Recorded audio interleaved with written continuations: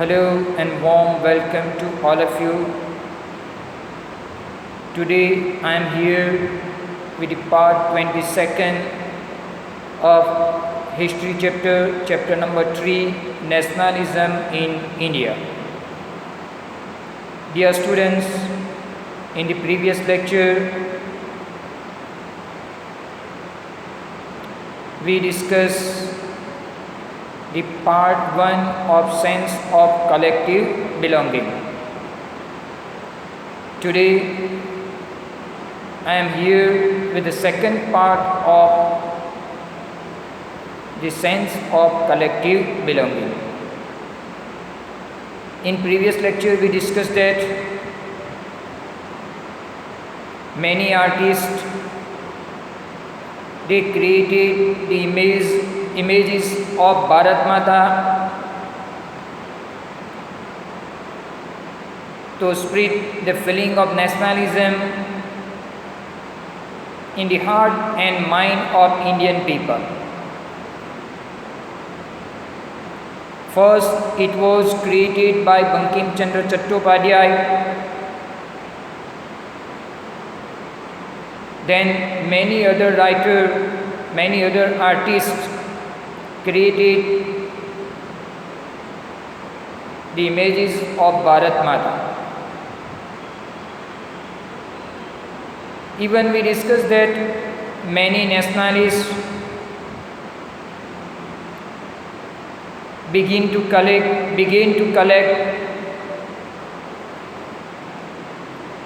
folk song, folk stories,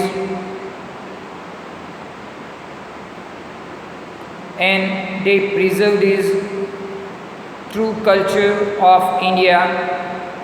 They believe that it was essential to preserve this valuable culture of India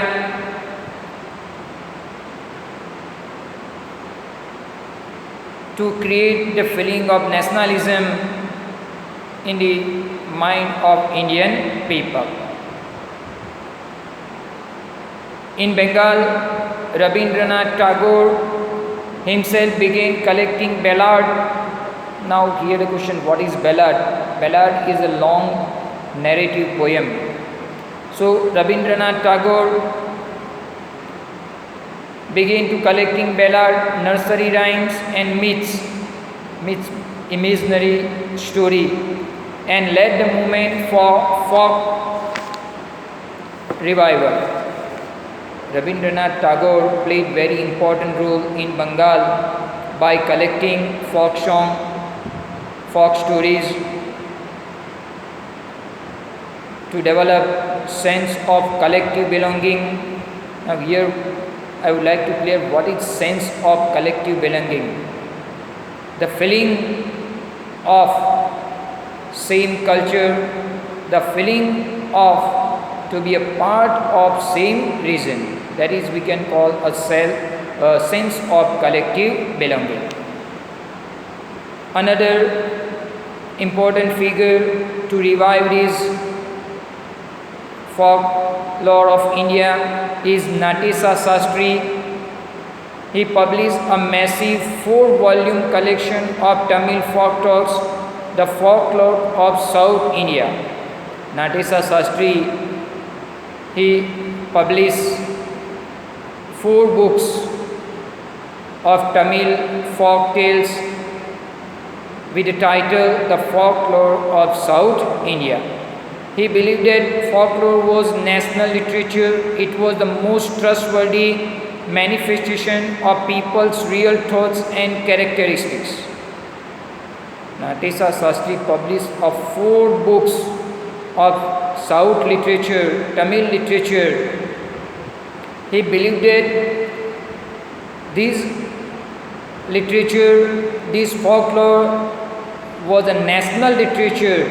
It is a most reliable, clear picture of people's thoughts and characteristics.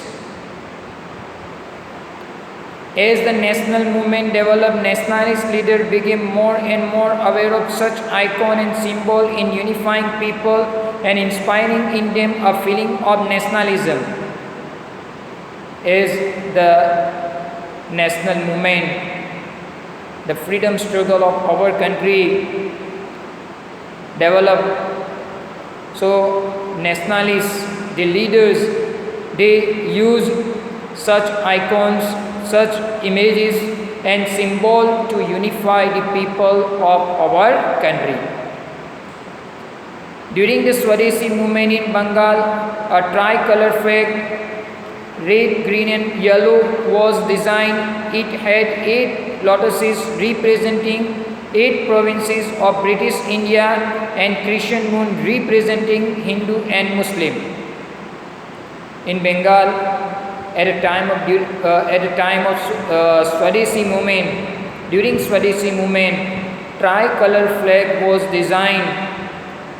3 colors were there: red, green and yellow, and it has 8 lotuses which representing 8 provinces of British India.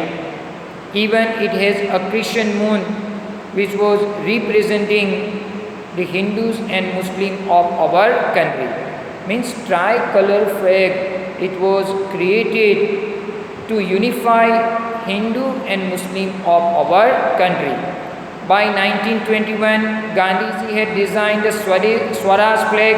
It was again a tricolor, red, green and white, and had a spinning wheel in the center, representing the Gandhian idea of self-help. By 1921, Gandhiji also created Swaraj flag. It was also tricolor, red, green and white. And in the center of that flag, there was a spinning wheel, and this spinning wheel representing the ideas, the notion of Gandhi,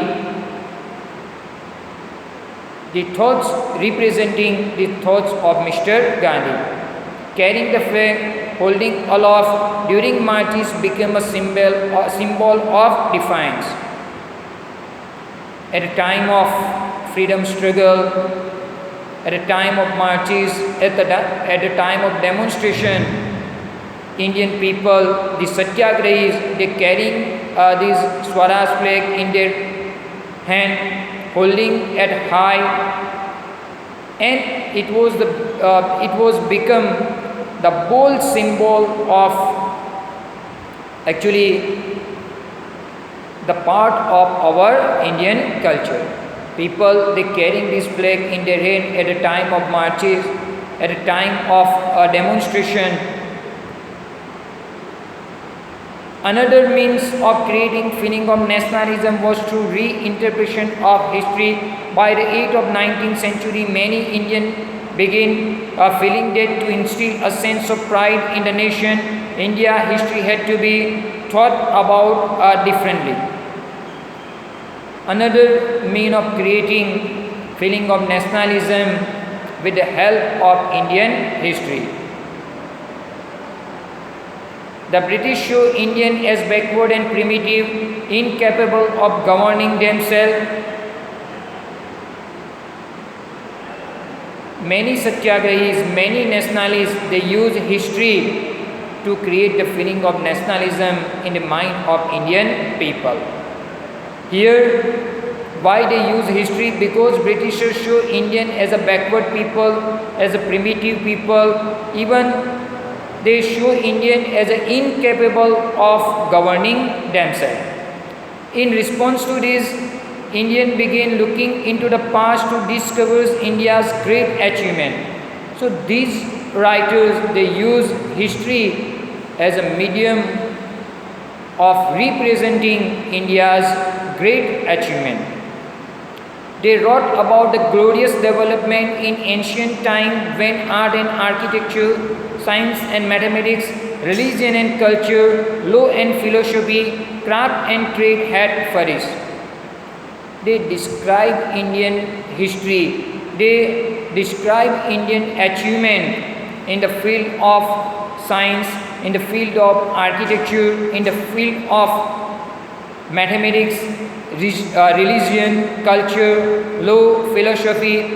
With that, they create feeling of nationalism in the mind of Indian people. This glorious time interview was followed by history of decline when India was colonized. This nationalist history urged the readers to take pride in India's great achievement in the past and struggle to change the miserable condition of life under British rule. This historian urged Indian people to read, to go through the achievement of India in the past, and by that they want to create the feeling of nationalism in the heart and mind of Indian people. And they urge Indian people to oppose the colonial rule in India. This effort to unify people were not without problem.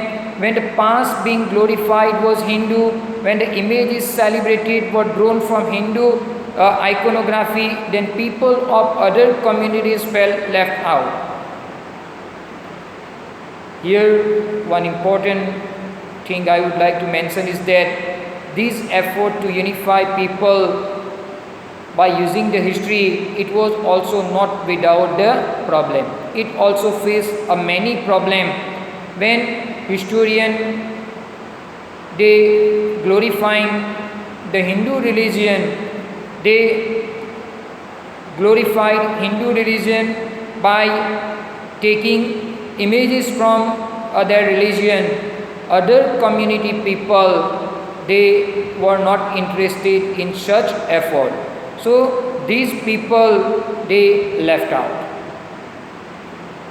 So this was actually the effort to create the feeling of nationalism in the heart and mind of Indian people. A growing anger against the colonial government was thus bringing together various groups and classes of Indians into common struggle for freedom. In the first half of the 20th century, Congress under the leadership of Mahatma Gandhi tried to channel people's grievances into organized movement for independence. Through such movement, the nationalists tried to force a national unity. So, by creating images, by creating songs, by reviving history and Indian folklore, nationalists try to spread nationalism, the feeling of nationalism in Indian people. Even Congress also try to organize people grievances in organized movement, in organized rallies, in organized demonstration.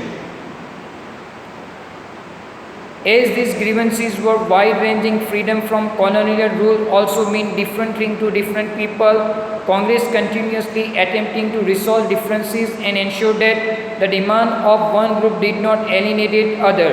This is precisely why the unity within the movement often broke down.